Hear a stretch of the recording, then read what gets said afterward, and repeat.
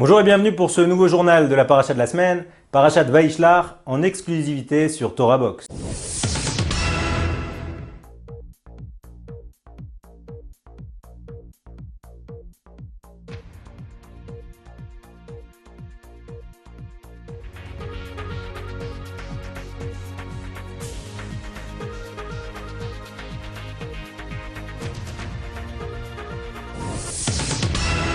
Yaakov cette semaine se prépare à retrouver son frère Esav, duquel il s'était séparé en très mauvais termes, avec l'histoire de la bénédiction qu'il avait entre guillemets subtilisée. Et après 22 ans de préparation chez Lavan, préparation durant laquelle il a appris la matérialité, il a appris la ruse, il va maintenant se préparer à rencontrer Esav. Il se prépare par 3 moyens. La prière, les cadeaux, le shochad, le fait d'intéresser Esav, et la guerre. Il sépare les camps, il prévoit que si un des camps est attaqué, il ira se battre à mort, mais en tout cas, une partie de sa famille sera sauvée. On voit en fait que Yaakov, il utilise toute la palette de ce qu'on appelle la rille politique. C'est quoi la rille politique? C'est un concept assez ancien, concept allemand, qui dit qu'en réalité, devant une situation donnée, il faut s'adapter. Et même si d'après le Midrash, c'est extrêmement compliqué pour Yaakov, eh ben, il fait ses cadeaux. Il se prosterne. Il annonce que potentiellement, regarde, dans la bénédiction qui m'a été promise, on m'a promis les bénédictions de la terre, le Tal HaShamayim, ça veut dire les rosées du ciel. On m'a promis Shmane Haaretz, les terres grasses. Finalement, je reviens qu'avec des bêtes. Donc tu vois que ça ne s'est pas réalisé. Plus que ça, il va lui donner, il va le couvrir de cadeaux. Maintenant, Yaakov, il veut absolument l'emporter sur Esav. Yaakov, il sait que s'il ne l'emporte pas sur Esav, s'il n'arrive pas à l'attirer à un truc, il sera obligé de se battre. Ce qui s'est passé cette semaine, c'est très intéressant. Suite aux attentats terribles de Paris, François Hollande a changé complètement son système de pensée.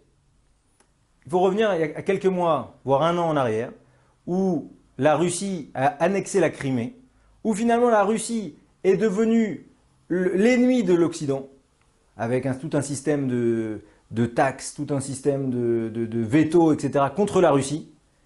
Avec l'idée, c'est que Obama, la France était rangée derrière un point de vue très clair. Assad doit tomber.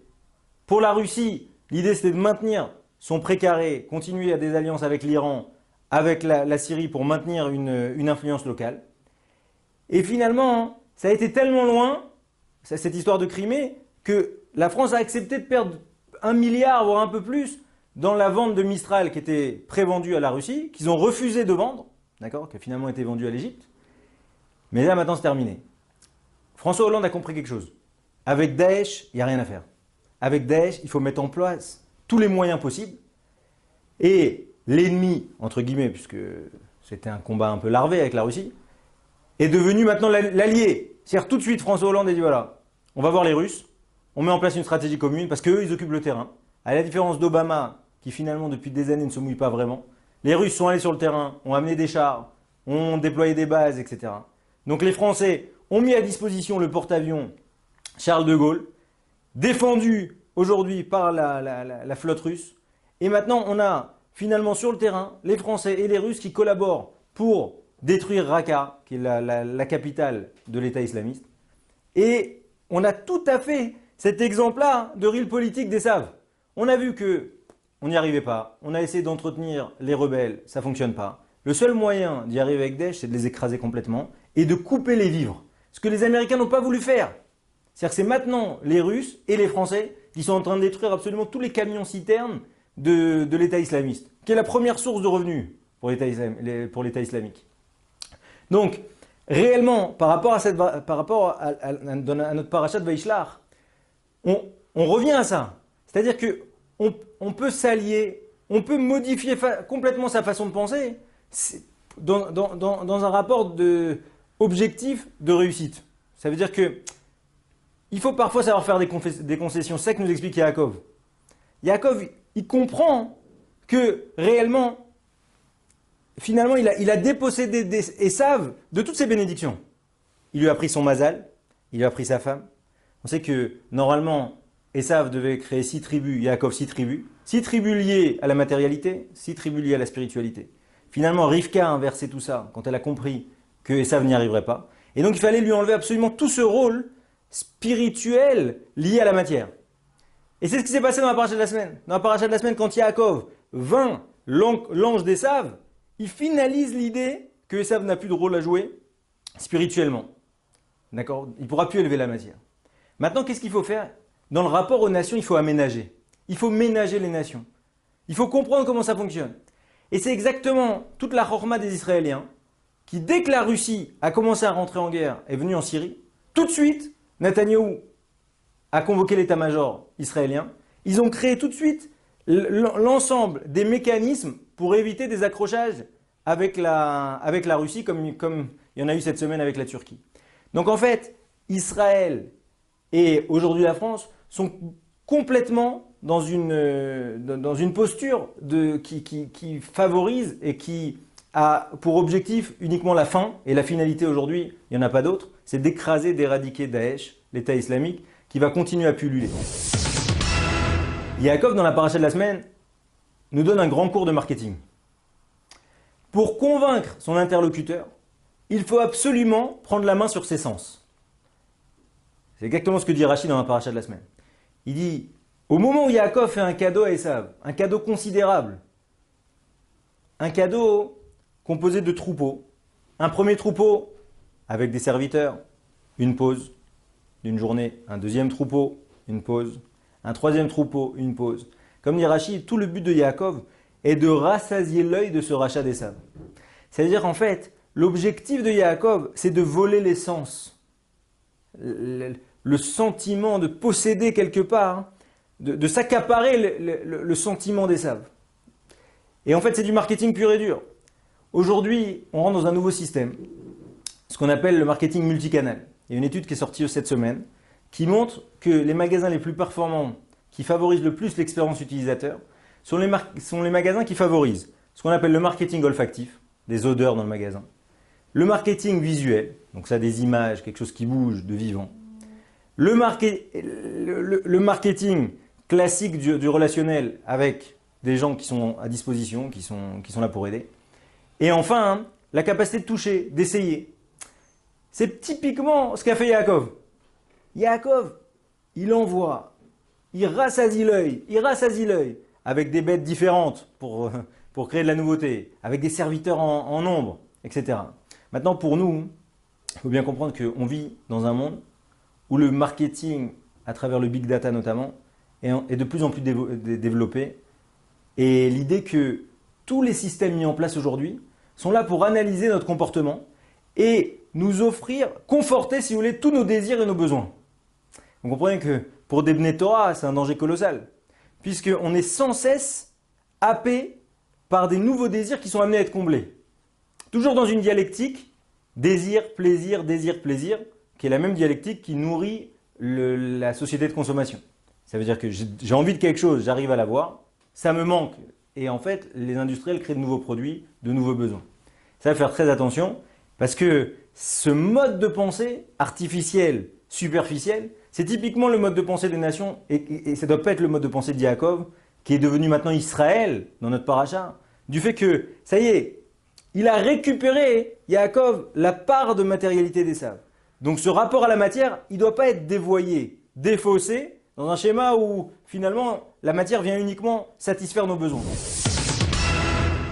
Médecine maintenant, et cette étude du JAMA, c'est une des plus grosses revues de psychiatrie américaine, qui a démontré sur 1 millier de personnes la pertinence de la luminothérapie comme outil de lutte contre les dépressions.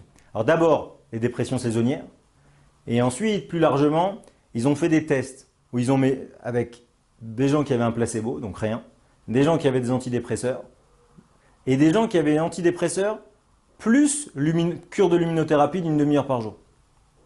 Et en fait, les résultats sont extrêmement probants. C'est-à-dire qu'à la base, ils pensaient qu'ils auraient des résultats que pour ce qu'on appelle les dépressions saisonnières, c'est-à-dire la dépression hivernale, du froid, qui fait que les gens voient les choses en noir. Et finalement, ça va beaucoup plus loin. Ils ont prouvé que grâce au soleil, grâce à ces cures de luminothérapie, on augmente de 30% les effets des antidépresseurs, ce qui est extrêmement fort. Et ça rejoint tout à fait la paracha de la semaine. On voit qu'à la suite de la guerre avec l'ange des Saves, Yaakov a été touché à la rotule, d'accord, et à ce qu'on appelle aussi le nerf sciatique, qui est un peu au-dessus, qui fait que de génération en génération, les Juifs ont l'interdiction d'en consommer. Et la paracha là-bas de nous dire que Hachem a envoyé un soleil très fort, réconfortant, qui a permis à Yaakov de guérir. En réalité, c'est très intéressant. Plus on avance dans la science, et plus on s'aperçoit que ce que les scientifiques mettent en avant, c'est typiquement ce qu'Hachem a donné de façon brute. Qu'est-ce qui est bon pour la santé? Tout ce qui est simple dans sa composition. C'est-à-dire, plus ça se rapproche de son état de base, et mieux c'est pour la santé. Les boissons, c'est l'eau. Des fruits et légumes chaque jour. Des produits de base non retraités. Du blé complet, des produits complets.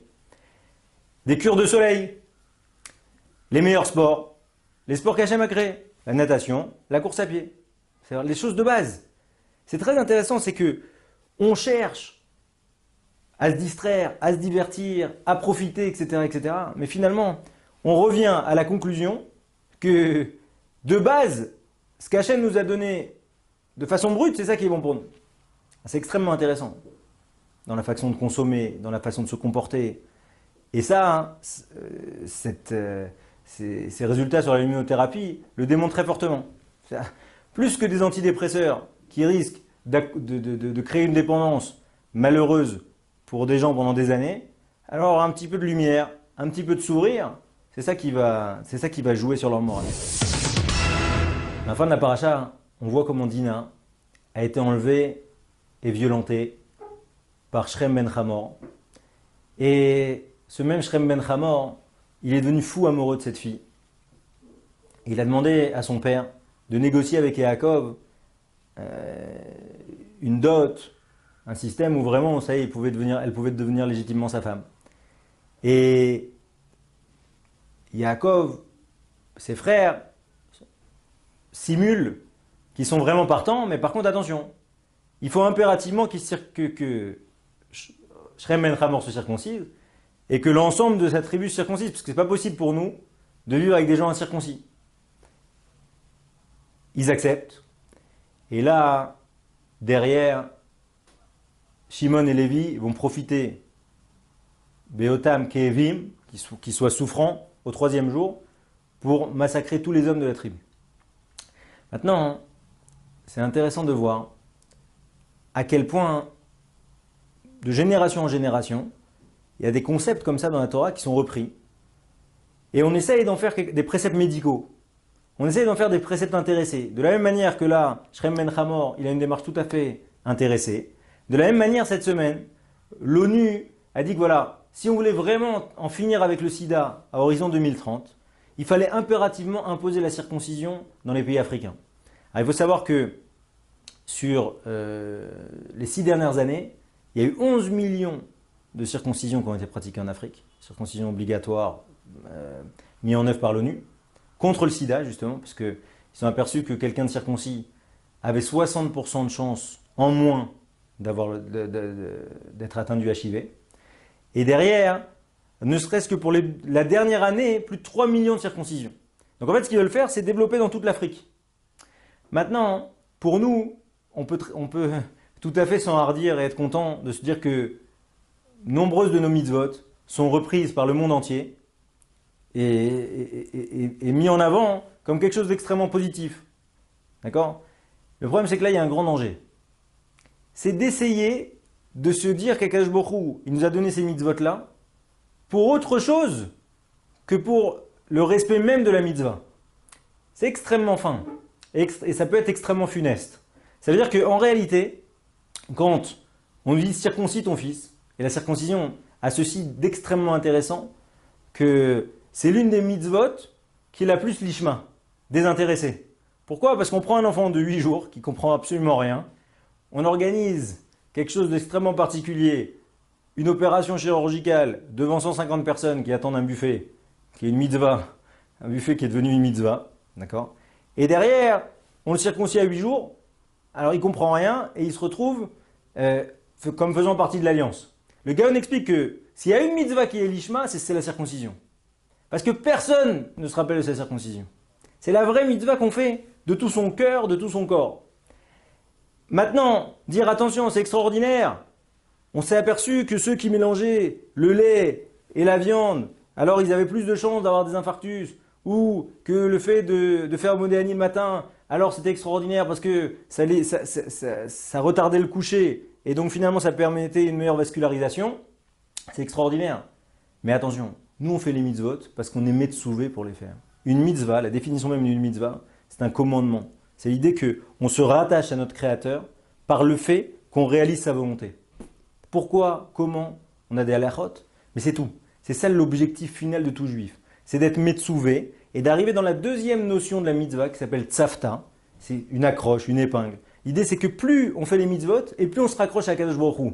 Alors après, il peut nous donner des petites satisfactions extérieures ou aider d'autres qui ont du mal à faire la mitzvah en leur disant regarde, si déjà tu circoncis pas ton fils pour la mitzvah, alors au moins circoncis-le pour des raisons médicales. Mais attention, on ne doit pas s'arrêter là. Nous, on doit absolument progresser dans les mitzvot, affiner les mitzvot. D'accord? Et il n'y a que comme ça qu'on arrivera, Bezrat Hashem, à sortir de l'ensemble des malheurs qui arrivent en ce moment au peuple juif et qui arrivent au monde entier. Et que Bezrat Hashem, par nos mitzvot, par ce rapport singulier à Kadosh Baruch Hu, on arrive à faire briller sa lumière et à faire venir Mashiach Tzidkenu. Amen Ken Yiratzon.